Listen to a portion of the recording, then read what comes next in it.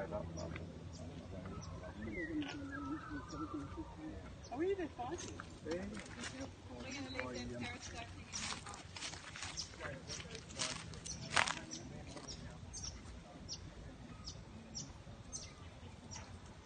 Hi, I'm Dr. Megan Williams and I'm a Croakey contributing editor and from Uni of Technology Sydney, here in Albury today on Wiradjuri Country. My father's family are Wiradjuri, but a long way from here in Mudgee, and I'm really delighted to be here and to introduce you to Narelle. She's a Cultural Development Officer here in Albury. Hi, welcome. Thank you so much for having us today. And it's a pleasure. We've already heard a little bit from you about the walk that we're on, the Yindyamarra Walk. So, firstly I'd love to hear a little bit about you and your length of time here in this beautiful place. Sure. Look, my passion, I'm a country girl. I grew up in country South Australia. And for some random reason, it's the arts that really float my boat, that really get my fire going. And I've been lucky to, grow up on a farm and then somehow go off to art school and find myself landed in this field of cultural development, which I just adore and has really been my career. And then somehow, eventually, I came to Albury Wodonga and have managed to follow my career and stay here, which has been great, actually. So for the last 15 years, I've been working with Albury City as their cultural development coordinator. And really now, after so long of working in the field, I really explain to people that what I do is really just community development with an arts twist. So it's about engaging people on a really sort of one-to-one level, grassroots level, but putting a creative twist to it. But also seeing that arts and culture, it doesn't just happen in our facilities. We've got some beautiful facilities in Albury Wodonga, but lots of people don't necessarily engage in those walls, between the activity that happens in those walls. So my job is to kind of do stuff outside it, and Yindyamarra Sculpture Walk is one of them. So we're here on Croakey Go, and can you tell us a little bit about how long this walk's been here and the process of it becoming established? So look, we've been here for about 3.5 years now. And look, initially we got a chunk of money from the federal government, actually from some tourism funds. And we thought initially we'd commission just 6 artists to do 6 sculptures along the trail. But for us, and when I say us, there was a little team. It wasn't just me, there was a team behind it. We, as all non-Aboriginal people, wanted to make sure that it was actually led by the community. So we established a community Aboriginal committee of elders, Wiradjuri elders, who led the process, and we appointed a creative director, Robin Heckenberg. Hi, Robin. Who was our conduit between the community and the elders in this project. So when we called for applications, we ended up getting 11 ideas, and the elders really wanted to say yes to everything. I think that idea of saying no, especially to people who were putting a little bit of their ideas and their heart and soul out there, we just felt that yes was the best answer. So from the idea of commissioning 6 sculptures, we've now got 11. And we've got 33 artists who have been involved along the way. So it was a pretty fantastic, organic kind of process.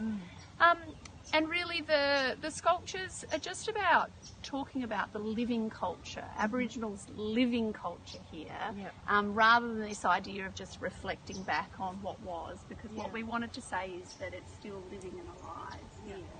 So that's, well, we've got lots of different sculptures along the way.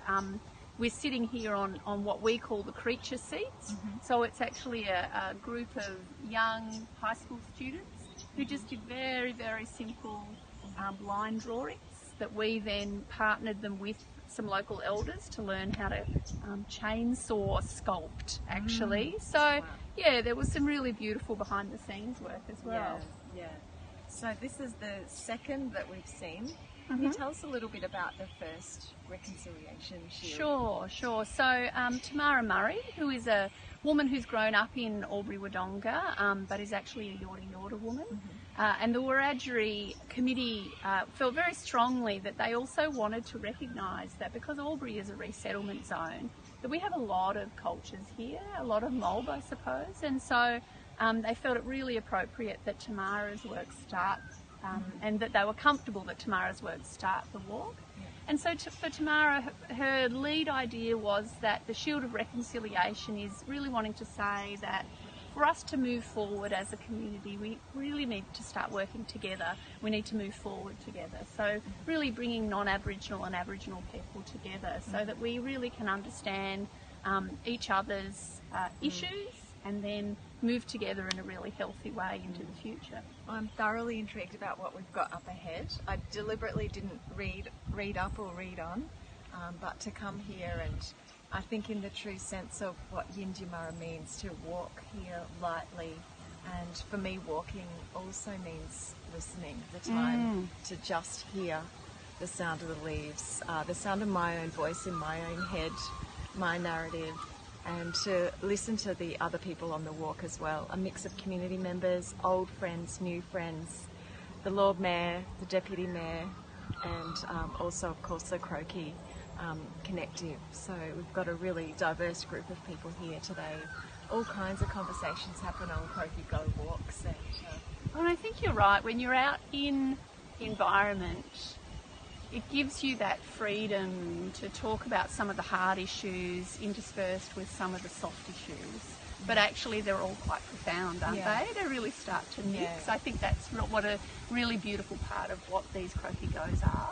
Yeah, they are. They're about, to me, loosening up, the mind from theory, from evidence, from these sort of harder concepts that we try to struggle and force solutions from, but to get back to the essence of our being and inquire a bit which way forward. And nature, it just grows, it constantly grows, and that's so inspiring too.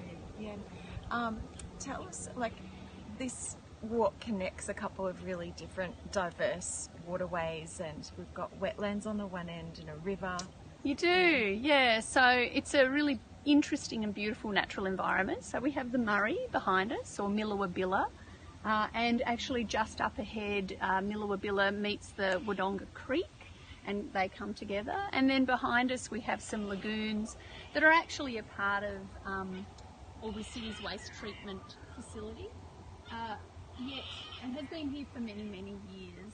You'll see a lot of pest species in there that are actually from the bird feces and things have grown. So it's a really interesting sort of book ending, but yeah, it's a beautiful natural environment.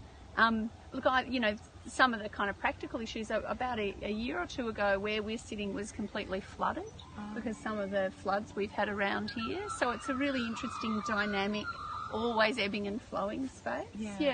But I think the beauty about Yindyamarra being along the Murray is that I think once you take the time to stop and have a look at the water, it really does calm you a little bit, doesn't it? Actually, and connect you. So that's pretty stunning. It's good to be here and see it so healthy here. Of course, the Murray-Darling river system's in the media a lot at the moment. A lot of worry about really it, and a politicisation of our environment, is worrying for our future in relation to climate change and people negotiating use of space, use of land, use of rivers, water. There's core skills, I think, that we need to continue to develop and meet each other, learn about each other. Walks and like connect, this. don't you think? Connect with the space, because it's once you see it and you're next to it, that connection actually starts to make you want to find solutions, perhaps. That's right. Yeah, it's worrying. It's really worrying to hear about the Murray-Darling and the difficulties is worrying, and of course stress is a huge negative impact on our health and well-being.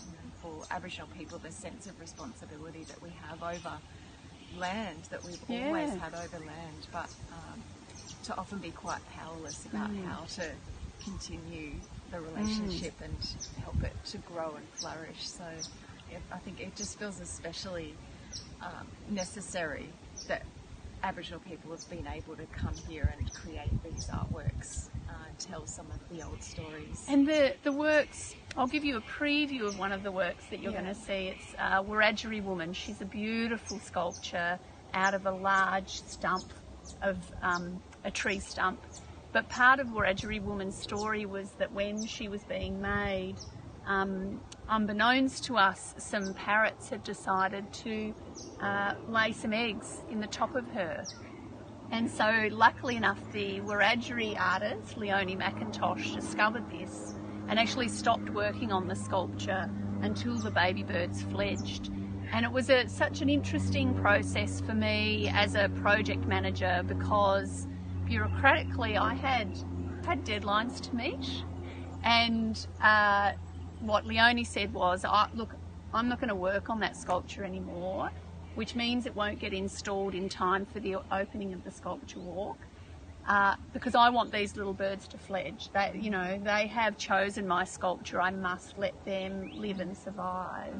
And so she offered to return her artist fee, which was something that she needed financially, I'm sure.